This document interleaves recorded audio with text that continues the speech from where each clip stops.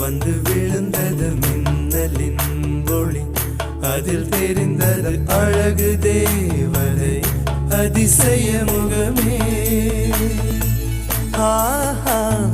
தீப்பொறி எழ இருவிழிகளும் தீக்குச்சி எனையுரசிட கோடி பூக்களாய் மலர்ந்தது மனமே.